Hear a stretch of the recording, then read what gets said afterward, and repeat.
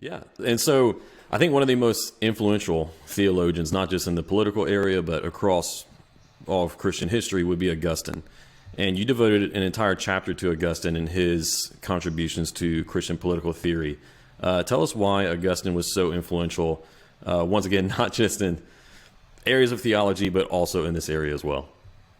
Yeah, well, Augustine wrote a book called The City of God. And that is arguably, well, I would say unarguably, one of the most important books ever written because it determined the way the Latin world viewed itself for over 1,000 years. There are very, very few books that can claim to have had that kind of impact. Wow. Yeah. And what Augustine said is that, and this is in response to pagan attacks on Christianity, he said that there are two, he uses the metaphor, there are two cities in this world, the city of God and the city of man. The city of God would correspond to what we as Protestants might refer to as the invisible church. They're the true believers that are in the world that are seeking to live according to what God says, that love God, that love their neighbor. The city of man, by contrast, is where you see all empires rooted. It's a city that is frankly in rebellion against God. You can think of it as Babylon, if you will. It is ruled by greed. It is ruled by selfishness, self-centeredness.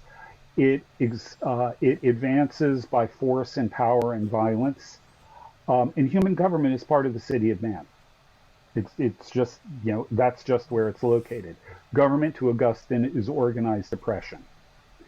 And what that means then, in the long run, just to jump ahead, if you accept this way of understanding the world, oh, and by the way, I should add the city of God is not associated with the church by Augustine.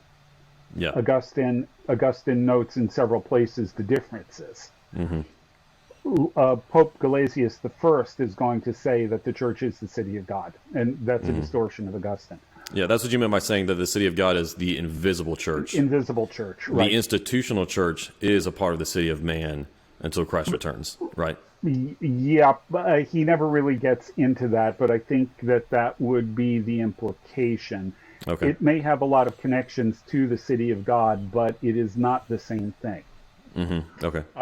Particularly if it resorts to any kind of force or power, it is very definitely acting as part of the city of man, because that is not how the city of God advances.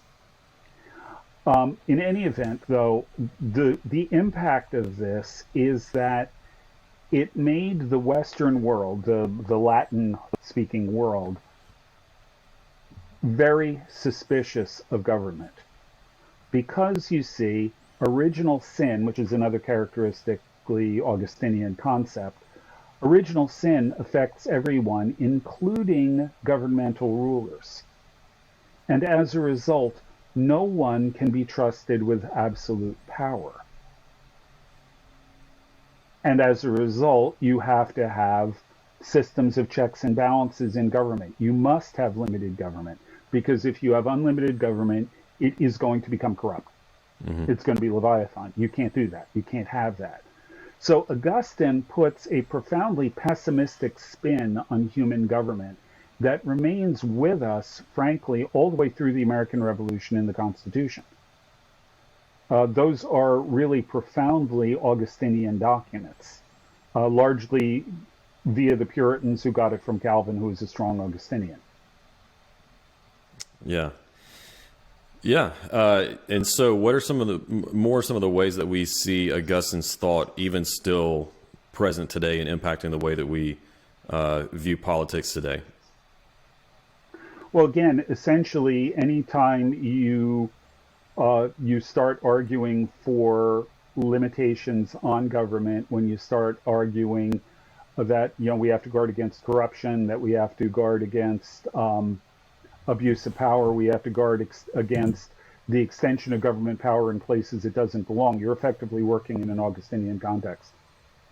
Because apart from Augustine and apart from the Christian tradition coming from him, there is no tradition of limited government. There is no tradition of restrictions on government. Everybody recognizes that government can be corrupt, but there is no systematic analysis of the how and why of that, nor is there much in the way of an effective response to it.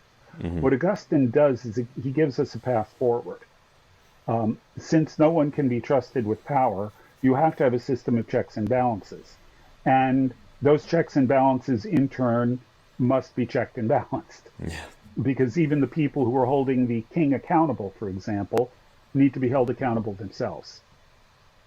This is going to lead us to the whole idea of separation of powers and things of that sort, as well as the independence, particularly of the church, rights of conscience, and a wide range of other kinds of things, emphasis on liberty, all of those three political things we talked about before.